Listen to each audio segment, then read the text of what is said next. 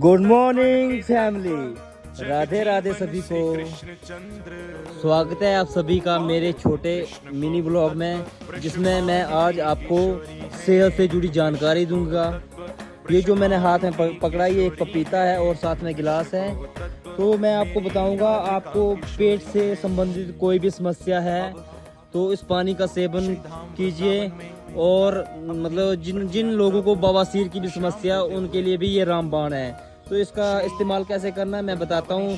सबसे पहले रात को आपने आधा गिलास पानी का डाल देना और उसमें छोटा छोटा ये पपीता काट के डालना और सुबह इस पानी का सेवन करना, जिससे आपका पेट भी साफ रहेगा और बवासीर की समस्या में भी काफ़ी राहत मिलेगी। राधे राधे।